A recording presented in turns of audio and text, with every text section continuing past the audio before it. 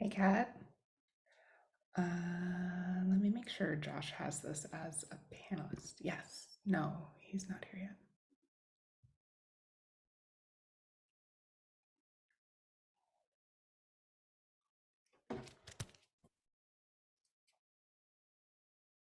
Oh, there you are.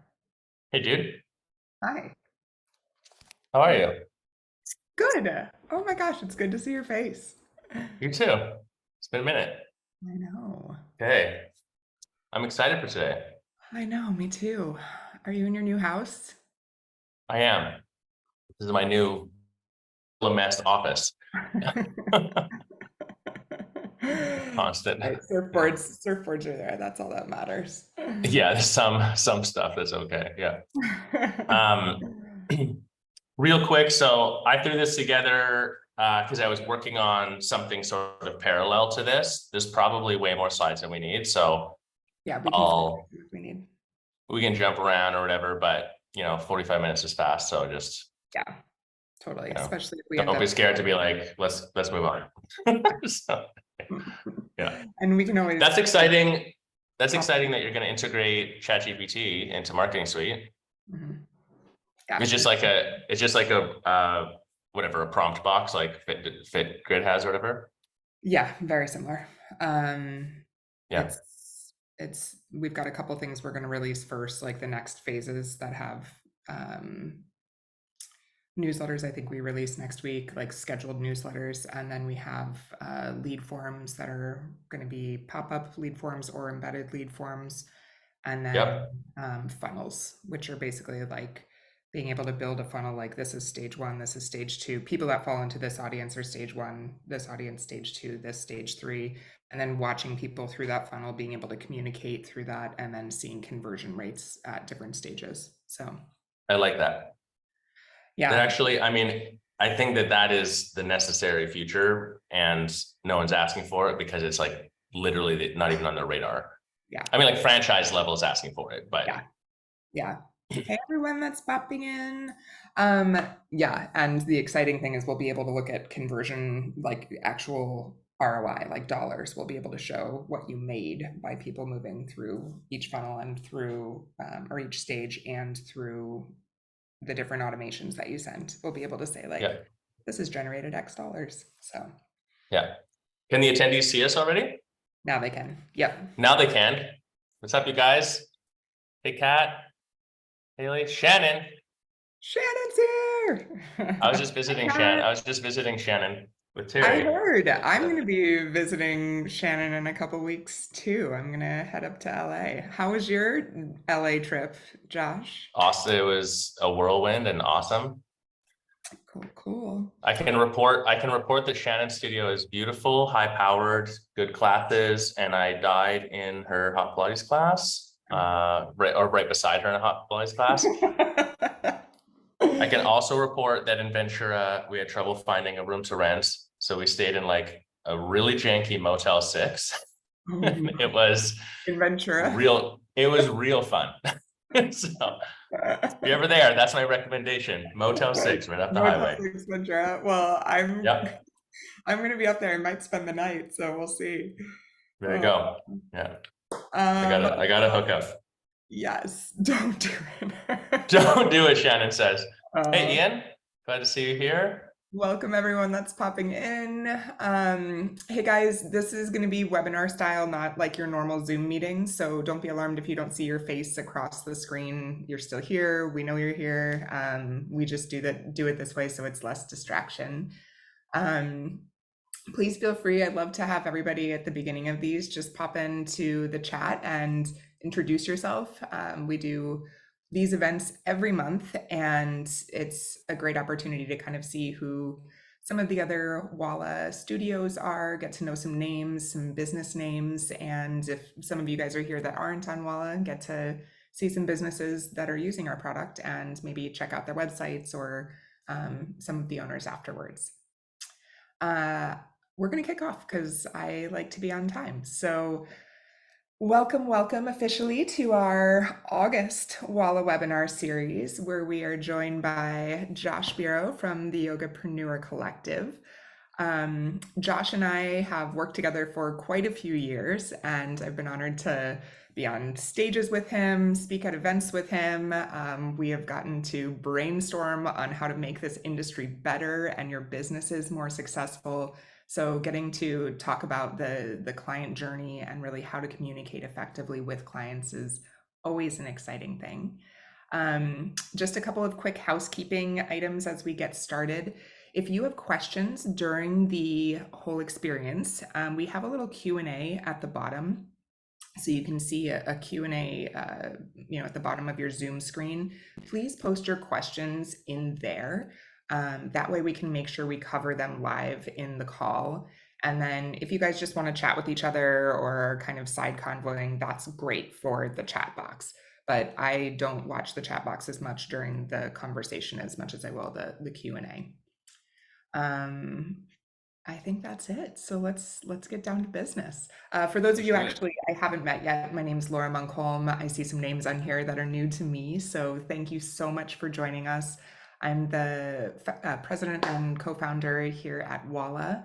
I can't believe I'm saying this, but we are a 3-year-old business now. We've only been selling software for about a year and a half, but we started this whole journey a few years ago during COVID, so it's pretty exciting to be where we are at this point. And just love bringing content like this to you guys on a monthly basis. One of my promises to myself and to our clients is that what we send you and what we share with you will be valuable and actionable. So that's why we've got Josh here today. All right, well, I'll let you jump in and start with pulling up your screen.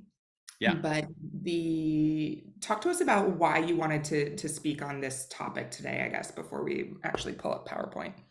Yeah, the 30-second, for those of you, I see a lot of names I recognize, some that are new to me as well. So excited to chat with you guys today. I'm Josh from the Yogapreneur Collective. I've been in the yoga business industry for well over 15 years at this point, whether that's owning my own studios and selling, traveling around, or our community is for yoga entrepreneurs. But everything we'll talk about is applicable to any boutique fitness. And why this conversation, to go back to your original question, I think that we're at a unique moment in time right now where the sort of consumer desire has shifted in its nuance, especially post-pandemic. And it's not necessarily because I just think that sped it up. It threw things in people's face where, there's a disillusionment from the many boutique fitness owners I speak with around marketing and what works and doesn't, around retention, around sales. And then also the expectations that are imposed on us by the consumers themselves, which is really where we need to look. Like what is happening in the industry and stuff can often be a little noisy. We really have to look at who are your clients and what do they want and what's going to work for them. When we see studios implementing what I would call current best business practices of personalization, and we're going to get into this today, how to market, but internally and retain, those are the businesses that are the most successful. It's as simple as that. Yeah. And there's a lot of data that is backing this up. We'll talk about a little bit as well. So awesome. Yeah. I'm absolutely with you. I'm excited to talk about why personalization is key at this point in time and what has happened to expectations, because I feel like we are living in a different world right now than a couple of years ago. Definitely. And I feel like one of the things that we will touch on today that's really important is a lot of the words that are being said in the marketing and boutique fitness world around personalization, retention, sales, etc., are nice narrative sounding words, but no one's actually having the conversation of what does that actually look like? Yes. And the differences in the details. So that's why we've titled this Building Your Ultimate Retention Funnel. It's an extension of marketing. I'm just trying to see if I can get into a better presenter mode for you guys here. Mm-hmm. We'll zoom in. Yeah, I 100% agree. It's easy to say the words, but the goal here, guys, and I think you'll find those of you who have come to most of our Walla webinar series, is that we try to have something that you can literally do today that will make an impact on your business after this conversation. and You bet. maybe many things that you can do over the next week or month that are really, really, truly action steps and not just words on a page. Actually, I would say, even if you're watching this recording after the fact, stick it through to the end, because we made sure to put in a slide that says, like, here's 3 things you can do in under an hour in the next month that will directly impact this immediately. So you'll definitely be leaving with some hyper actionability. That is why we bring Josh on these webinars. He gets it. So Laura, maybe I'll jump in and you just let me know. I can't see the Q&A and stuff, but you can just Yeah, pipe in as we go. I'll monitor that for you. I think that everyone knows that we should retain clients. We don't often attach retention with marketing and sales, but often when people say retention, what they mean is sales. When we say, like, did I retain someone by them buying my intro pass and then buying something else? That is in fact a sale, not just retention. Retention is bigger than that. So sales are a function of retention, but aren't retention in itself. In the end, the reason this really matters, though, and we all know that it matters, but I think, like, really deeply at your core, understanding that this not only matters, but should be like a primary focus of your efforts on the daily, helps you prioritize where you focus and get this stuff right. And we'll explain why that impacts the business. But the big thing is, like, client longevity and making sure that you have sustainable revenue. If you can't retain people, then any other marketing effort, any advertising you put out there is completely pointless, because I played hockey growing up. So I'll use a hockey word, sieve, which is not just a hockey word, but if a goaltender just lets all the shots in, we call them a sieve. So same idea here. If you get people in your business, let's say you get 100 people in, cool. But, like, if 98 of them 2 months later aren't there anymore, that was a lot of effort and probably expenditure, whether energetically or financially, that was for naught because we missed out. Yeah. Generally, it also leads to your margins. So your cost of building loyal clientele is really high if you can't keep them. And that cuts directly into your bottom line of whether you are profitable or not in your business. Here's the symptom, which is a result of this problem if you don't get it right. Most boutique fitness owners I speak with ultimately have a way under financed marketing department. Like, they basically do not budget for marketing because they feel so disillusioned with their success. And they think that it's because marketing doesn't work, when in many cases, it's because their retention funnel sucks. Right. So we get that right, then spending on marketing is not scary anymore. Yeah, it's a really good point. And I think, just quickly on that, a lot of people see the cost of marketing, and the KPI they look at afterwards is how much more money did I make last year, not how many people did I get in the door and keep from that marketing budget. So I'm totally with you. And the final point on slide here is, we all know that word of mouth and referrals is one of the 3 to 5 primary drivers for any good business out there. And there are a lot of ways that happens.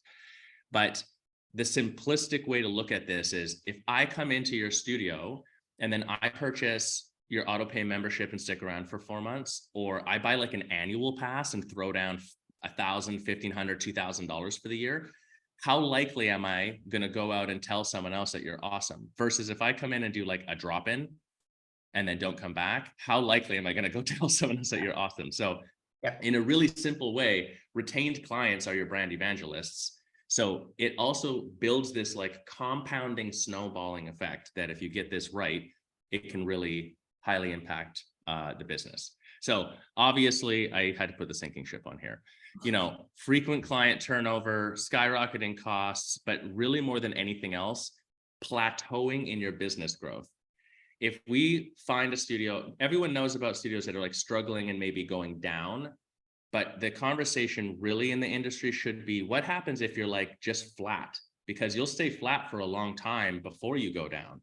That's the moment where you have to look at your business and say, what can I do to like not stay flat anymore? And retention is very often, what you want to do, the first place you want to look to solve for that.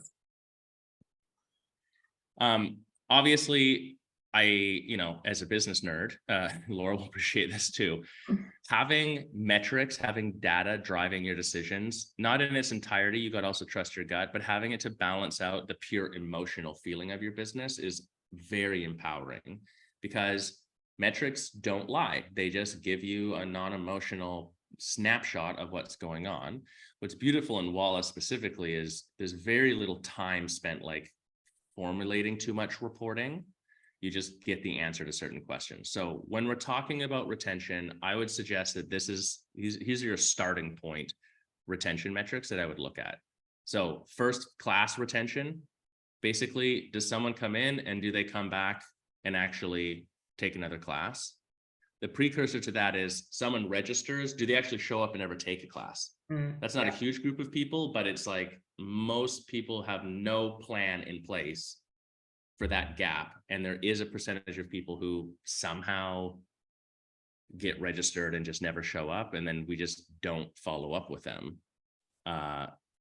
That's a lost potential client. And obviously they were interested because they filled out whatever they did to register. Yeah.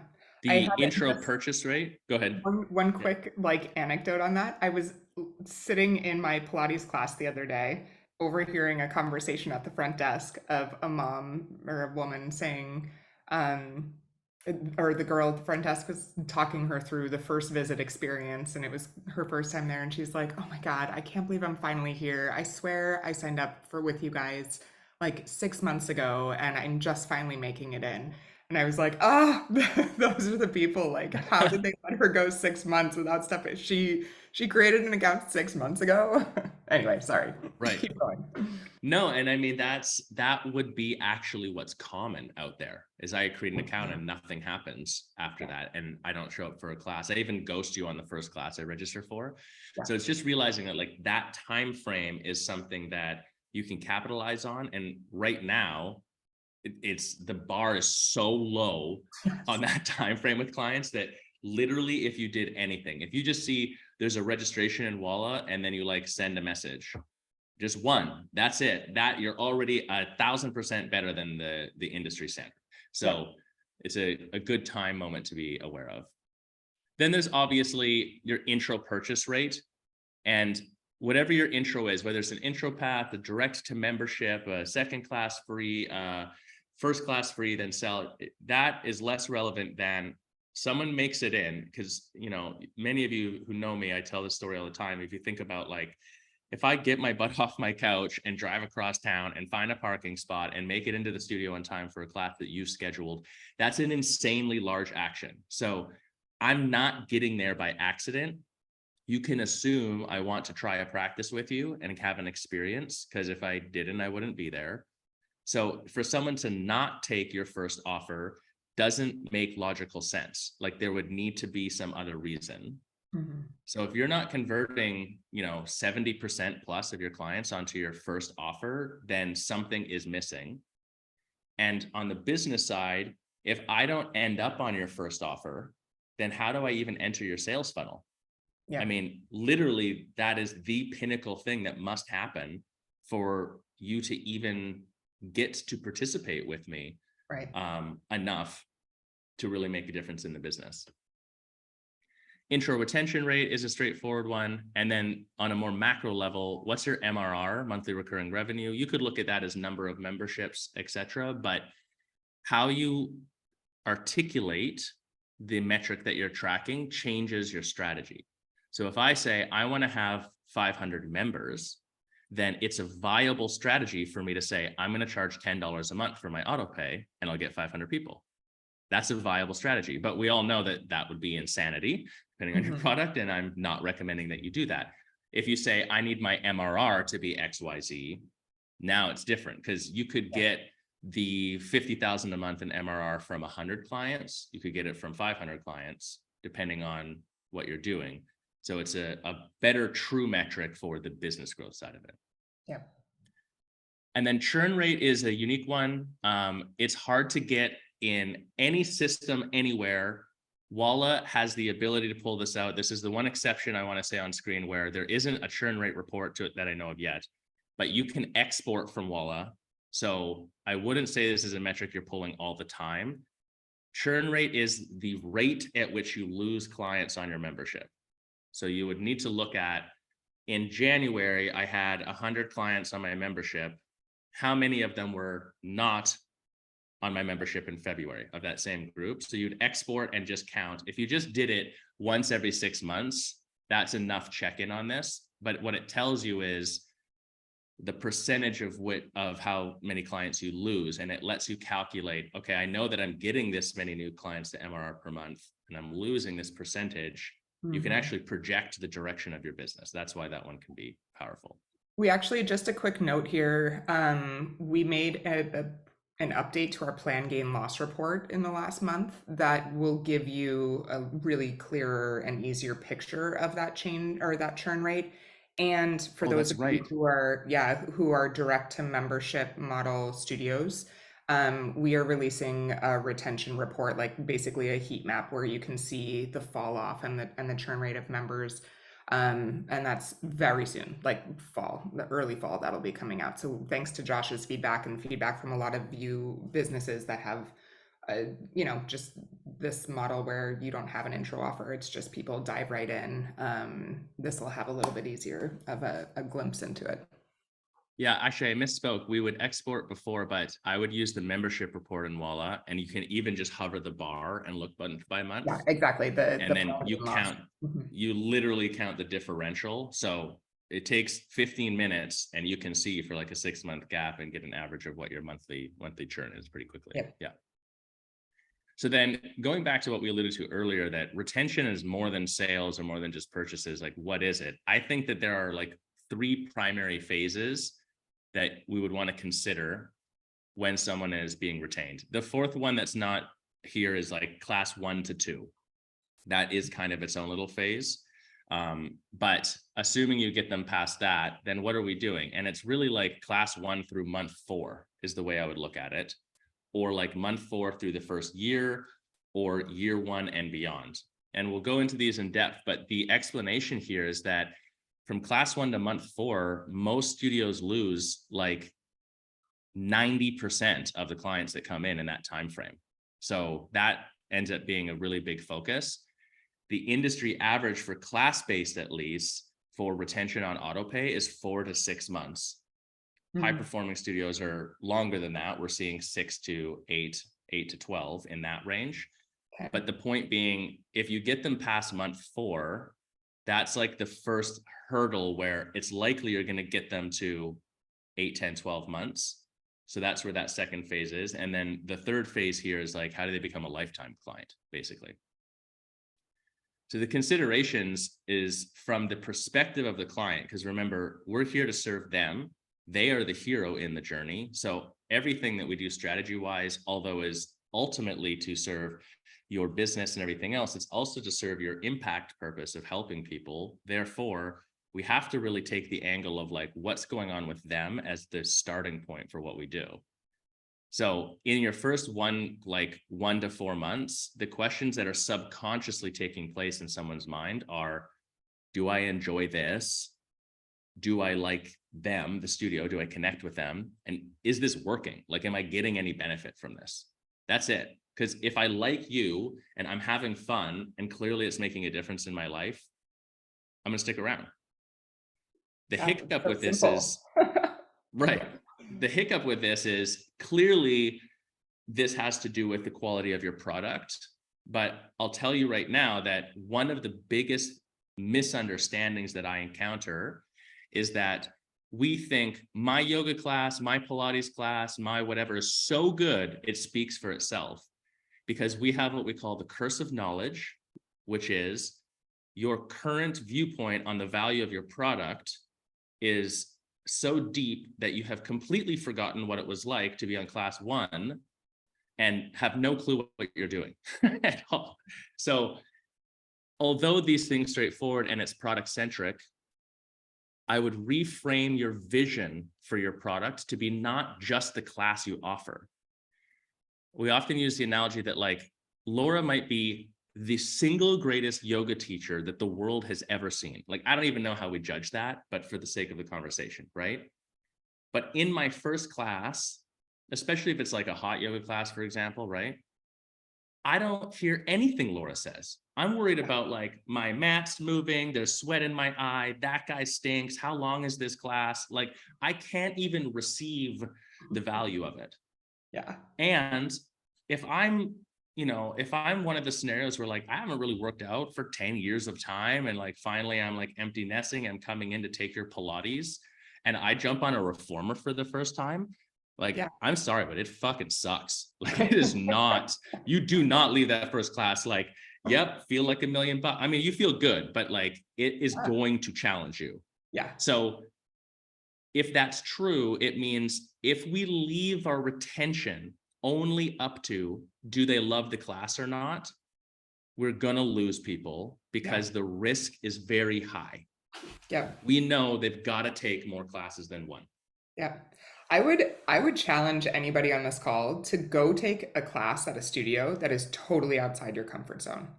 Like go take, if Yeah. you're a yoga studio, go take a boxing class. Go, if you're a Legree studio, go take a hot yoga. I mean, whatever it might be that maybe isn't your normal, have a first client experience somewhere else just to remind yourself what it's like doing something that's outside your comfort zone. Because really, it's people walk in your studios every day and live through that. And you're spot on, Josh. It is, they're thinking about so many things that you couldn't imagine. They're not thinking about the structure of the teacher's words and the sequencing. So anyway. Well, and a comical story I can share that like many people maybe experience something similar. I can still remember teaching a yoga class years and years and years ago, and some dude rolled in. He was clearly hungover as he smelled like beer, and he tried to take our hot yoga class wearing jean shorts. So like, there's no possibility that this person is in the best state to experience this class at this point. And it was all okay. Like we handled it, but just even how a first visit client like comes into the studio, or even in the first 4 months, like how they arrive and the condition they're in from outside impacts their experience of you. And that's not totally in your control. So the point here would be that the solution is understanding this means all of the other things you do outside of your classroom, how you engage with people, how you welcome them, the thing you sell them, the follow-up that you give them, these really matter during this time because they're the things that buffer for, we're asking them to go through a process that might not be as powerful as it ultimately will be for them during this phase. So really focusing on those other things we see has extreme impact. In the second phase, you're kind of like solidifying the relationship or the bond with people. And the two subconscious questions that are likely happening is, can I make this a habit? And am I seeing progress? The habit part, it's like a lot of people, it's the January boom and bust situation. I'm coming in, I'm going to get in shape. I practice 15 times in my first month, then I miss a week and then I'm gone. So it's really about making a habitual practice of it and them fitting that in, where it's like the message in this phase from month 4 through year 1 isn't practice every day necessarily. It's like, what is the continuity that you can just like clockwork? This is just part of your reality. Tuesdays, I go to my Pilates class. On Wednesdays, I always show up to Legree. On Fridays, I'm always taking my yoga class. Whatever it is, it's like, it just be integrating into their regular habitual life. That's what's happening.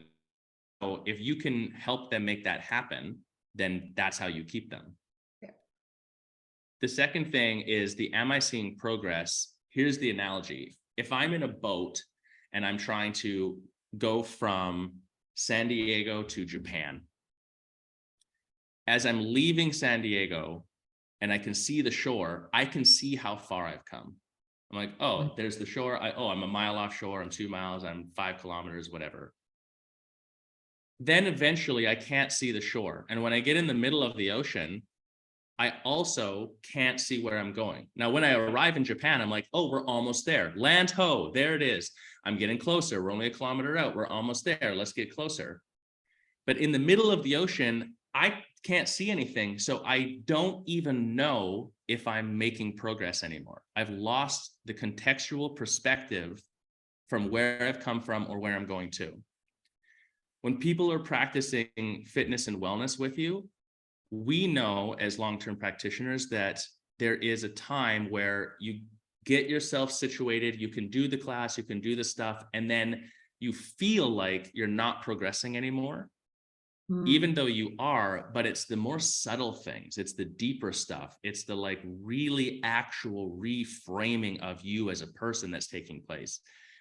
So in this time frame of month 4 to year 1, it's often when the people get into that thing, and that the risk is they lose enthusiasm. Then that's when someone who practices 5 days a week for 6 months comes in one day and says, cancel me. And you're like, dude, what? Like, what's going on? They're like, I want to try something else, which is like the biggest stinger ever. Yep. So the solution there being, you have to have conversation with them that helps them continue to register the progress that they're making. I like it. Yeah, I think that's a really, I don't know. I haven't thought about it in that context before, and it's a really good time to check back in with people. And I would say for most of us, that's when we stop communicating with people, is once they've gotten over that hump of coming regularly, right? We're like, okay, we won. Great. But in fact, you're in. I've got you. Yeah, that is actually when there's a huge risk of losing them. And guys, I think what we forget about sometimes is once you have those people in the door, they are still being bombarded with ads and friends telling them to go somewhere else, and something new opening around the corner from them. So we can't just rest on our laurels and assume. I love that point. Specifically with Walla as well, this is the phase where I feel like the personality types are actually the most powerful, because you have more time with people in this phase. Yep. Like in the first phase, you're really just like learn their name, be really nice to them, whatever. But the personality types are harder to integrate into the conversation. At this phase, though, you've got time to be like, okay, Josh is a thinker, which, by the way, I've taken the personality quiz like 15 times, and I'm like, I'm not going to be a thinker this time. And I always get it. Yeah, that's always. Like Natalie, our head of product. She's so I like mad. to try to cheat. Yes. Yeah. I'm like, that's I want to be a maverick. That has a better name. And there's no way I can make myself be a maverick on it. I always end up being a thinker. I overthink being a maverick, which makes me a thinker. Exactly.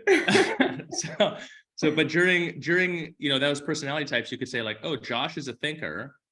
So the type of conversation that we can curate with him is more in line with that knowledge, or like the giver is more in line with like that, it lets you filter a bit. And this is where it can have more impact, because these are depth of relationship with someone that you get to curate with that.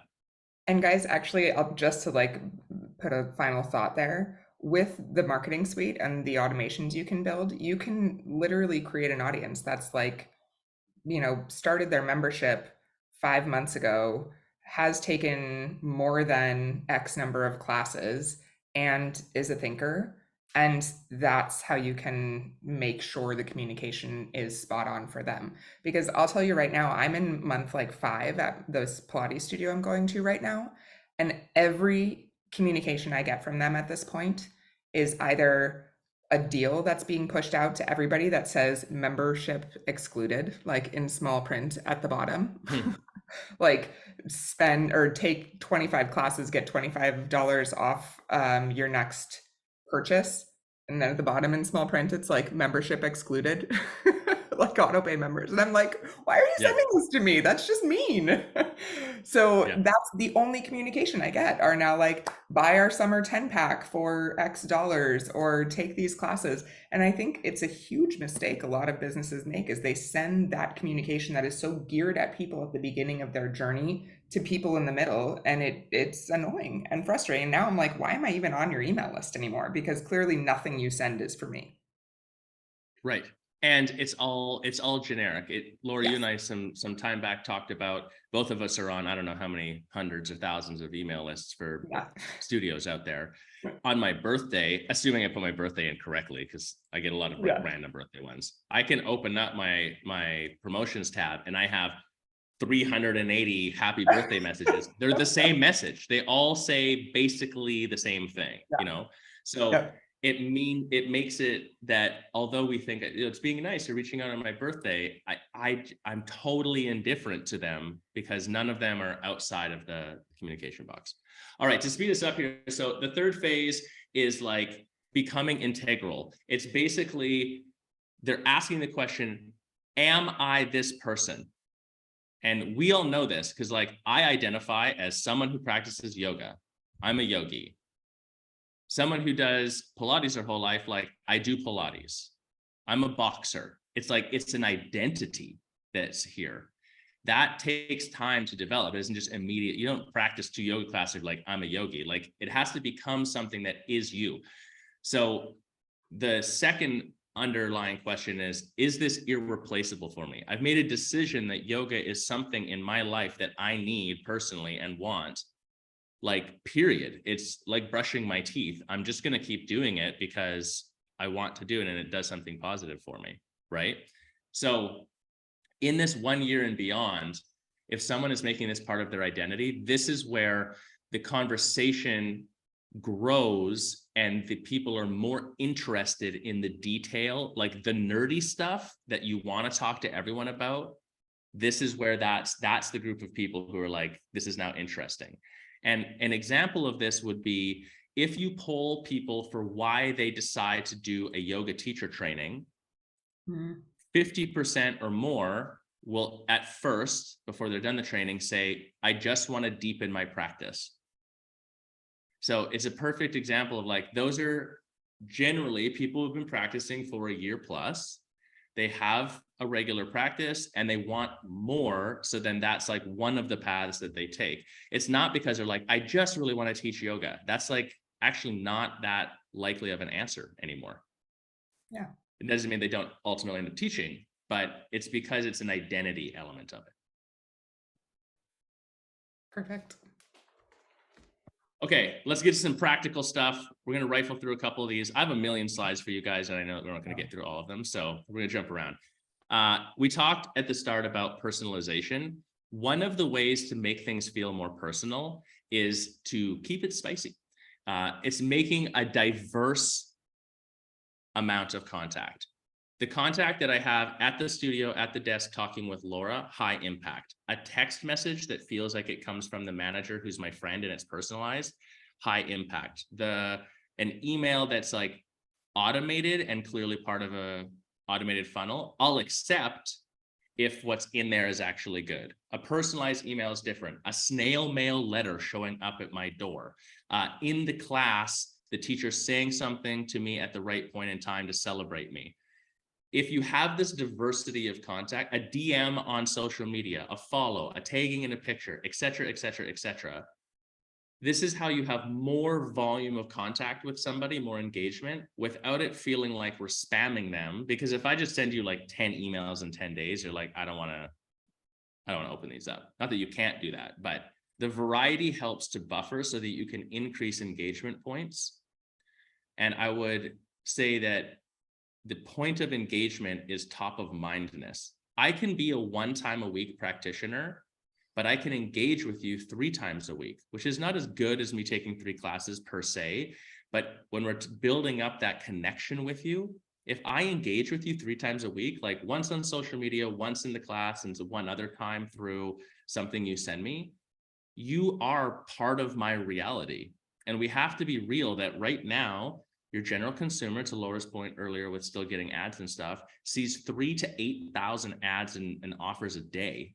Like the human brain just is good at shutting all that stuff out, and consumers are asking for some relief from that. That just reframes the value of engagement. If I respond to a text message that you send me from Walla, that is really big. Yeah. If I pick up the phone and actually talk to you, that is a huge action. If I open your email, read the whole thing and click respond or click the link and do the other thing, like I'm engaging with you. I'm telling you in my action, I find you and this communication valuable in my life.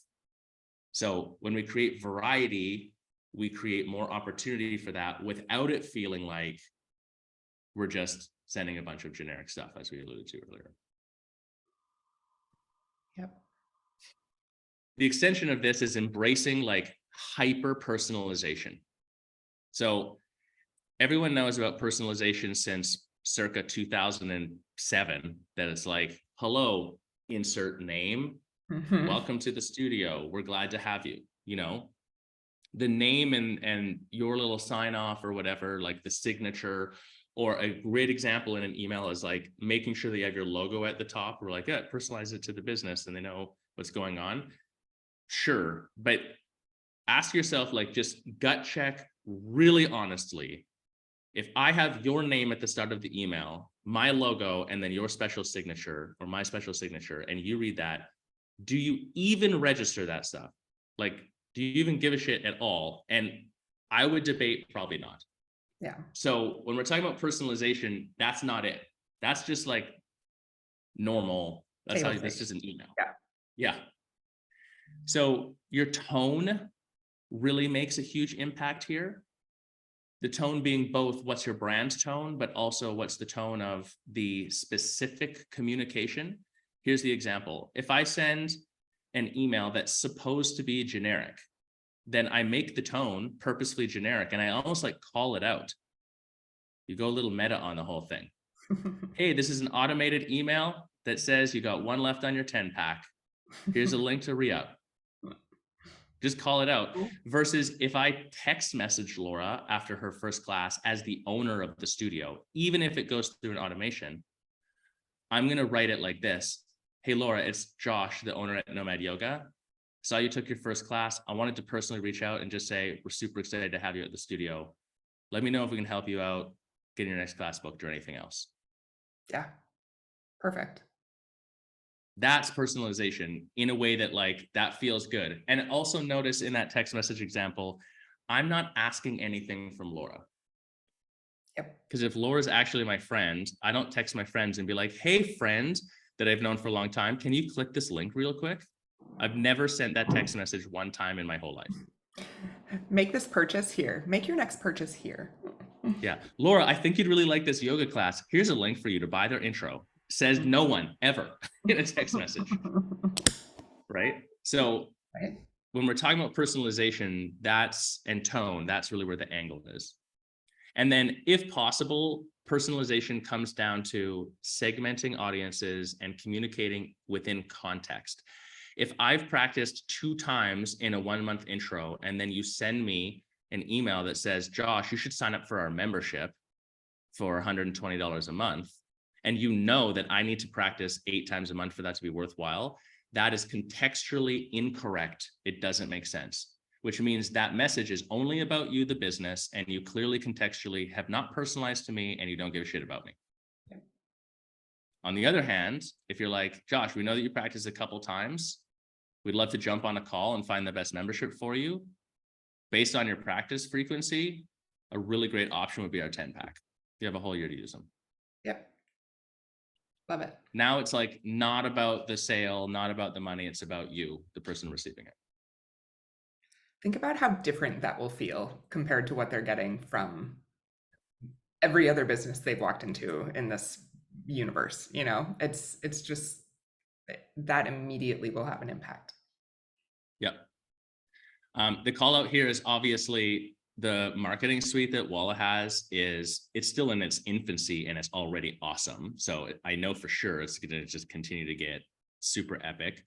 Sometimes marketing suite in Walla right now, what I would say is jump on a call with the Walla team or like ask questions in the chat and stuff about how it works. Because even if it doesn't do exactly like what you want and how it's presented, it has additional benefits once you understand how it works. So the example is you create these audiences and that lets you create this segmentation so that even if it's a manual reach out, like you know who to reach out with what.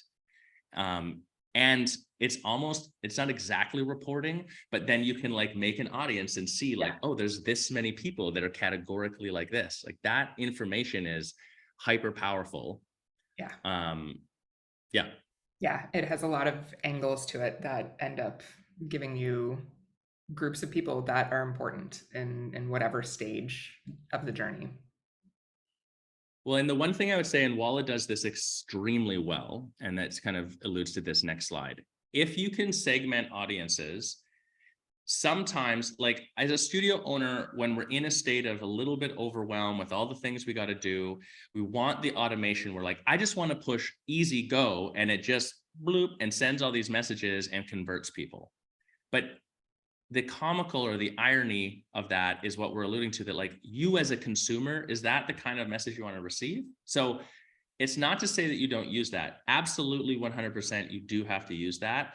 I would suggest that one of the major shifts right now is we're seeing way more value in adding like manual human touch back into these as a supplement.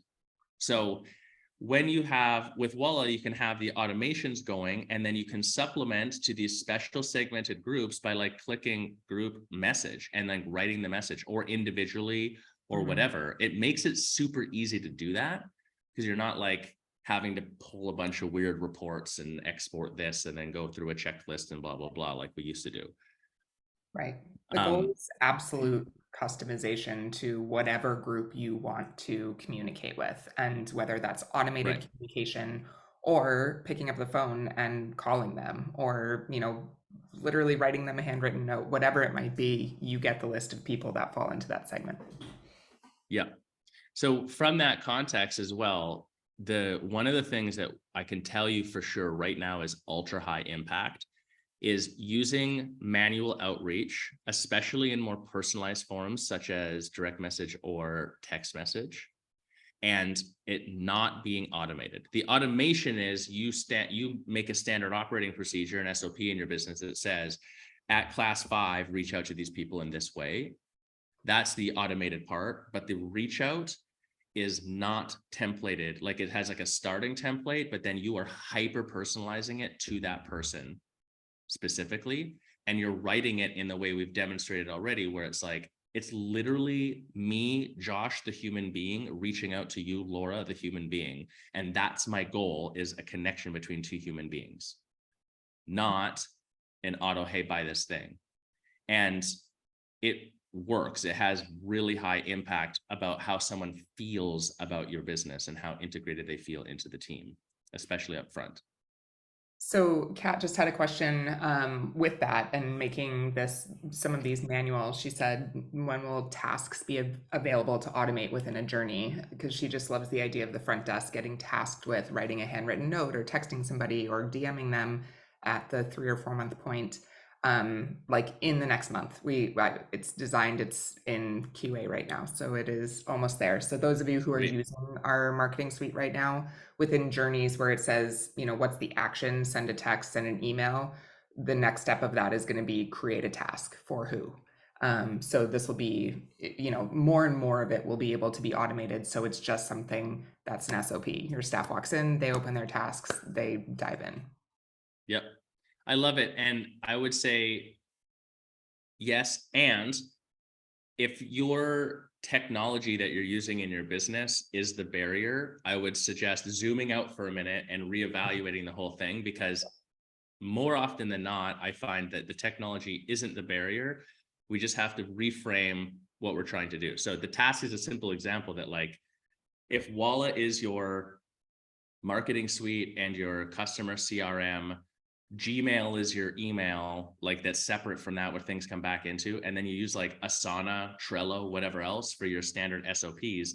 You just make it like, if I work at your desk, I come in and I just open those 3 things up every day, and you can put things into Asana that says like, check the roster for anyone who has a number 5 next to their name, write them on a list, and then send them this message. Yep. So there's other ways to solve for it. That's not in challenge to what Kat's asking. I think this is why Walla is awesome. Like, we do want to keep developing towards making it even simpler than that. And at this point, and the reason I'm saying this is like, at this point, if Studio A is like, oh, well, it's hard for me to get my team to do this and create this automation, so like, we're just not going to do it. And Studio B does it. So Studio A makes 2 contact points per month with a certain client group, and Studio B makes 10, and you have to bet between the 10 contact point studio and the 2 contact point studio who wins at the end of the month, and you have to put your own money on it, who are you betting on? Like, Mhm. we're always going to bet on the studio that has the volume production. So, and right now, in terms of like, where do you focus your efforts? If you're going back to your KPIs and you're like, we are just not converting at the rate that's necessary, what else are you doing? Like, is that more laborious than it needs to be? Maybe, but Yeah. what's more important than that? I like, very often there's got to be 10 other tasks that you could probably sacrifice them completely and get your desk to do that, and you'd get better results when we're talking about impact for your students and growth of your business. All right, let's dive ahead to some action. Or yeah. I think this one, and then let's go all the way, Laura, if it's cool. I think I know we're at the end of time here. So I wanted to just bring a couple of little outside of the box things. These aren't even outside of the box anymore, but you know, notoriously boutique fitness is 5 to 10 years behind whatever cutting edge is. So I feel obligated to put on your radar that like, there are intelligent ways to approach your business that are new now, that are really exciting if we embrace them, and to start to incorporate them into your thought process is a good idea. So a simple idea is, when we're talking about all these hyper personalizations or writing an email or editing something, there is a lot of effort in that. But the simple starting point, if you haven't done it already, is using AI in some way to not just create that. That's not necessarily what I would say, but as the testing ground and the place for you to edit and perfect a message and get new ideas. It's like your own personal sounding board is insanely powerful. I would say that I'm pretty good through my experience at communicating with our clients and with clients in the yoga studio. And I can produce a slide deck like this one, a email, a custom text message. I just this morning wrote a describer sentence underneath a form that we get people to fill out using AI in at least 30 to 50% less time, and be more happy with the outcome. It's not like write me this and it spits it out and I use that. That's not how you use it, in my opinion. But it lets me just go through the process of like getting my first draft down and then testing it through and change this and do that at speed. So now I can really make these things like hyper personalization, the right wording, the right tone. It's easier to get that stuff done. So I would just say, consider that that's like already powerful and is going to exponentially get more powerful as we continue through. And then the last thing on this also is, if you haven't heard of Zapier, it's one example. There's a few programs out there that it lets you connect things online. So the other thing that's not necessarily just Walla, but with your entire tech stack, doing things like figuring out how to automate stuff, including a response. So if someone sends you a Gmail, you can say, send this Gmail over to, through Zapier, over to ChatGPT-4, customize this response, send it back into Gmail and send it out. Like, that's a silly example. I don't know if I'd even do that, but like, that's possible right now. Yeah. So just starting to realize like interconnectivity of things is also a very viable option. Just a quick little aside here and teaser. This is definitely on the radar right now for us, and it will be woven into our marketing suite, being able to use AI for communication. Yeah. I am so excited to see that, because I feel like it's just right there. You're like, you know, that day when you're on your best, it's easy to write the response message you need. Yes. Or write the email. It's the days when you're like, you had too many cancellations this morning, your kid spilled their milk all over the counter, one of your teachers quit and someone else asked for a raise, even though they absolutely haven't done anything new in the business, and you've got a headache, and then you're like, I'm supposed to sit down and write this thing. Those are the moments where it's like, it's pretty helpful to have something to just get some momentum going on it. Yeah. So, yeah. Okay. Quick fire retention boosters. What can you go do like kind of right now? Well, one, personalized check-ins for absentees. If anyone registers for a class and doesn't show up, follow up with them personally. There can be an automated thing too, but like reach out to them, especially huge asterisks if they are a new client, if it's a first visit person and they don't come to that first class, which is common. Hyper personalization, like I would phone them. If they don't answer the phone, then I would text them saying that you phoned them. They don't respond to the text, I would email them next day saying, hey, I texted you yesterday because I had phoned you, and like reach out to them, Yeah. chase it down, and it makes a huge impact. Another thing is you could draft a really quick feedback survey. Now, feedback surveys are tricky. When I say quick, I mean like literally 2 or 3 questions. And the feedback survey conceptually is you send it out to somebody, not about classes or whatever. You ask them about their practice. This is the hack to help someone think about the progress that they are making in their practice. So you send the person when they hit month 4, be like, hey, super important 2-question survey, Laura, wondering if you could help us out. And the survey says, tell us about the biggest change that you've seen in your yoga practice. And now, like, I have to think about it. I have to write it down. I have to tell you about it. And if I put like, I don't know if I'm seeing a change, then you pick up the phone with that person, for example.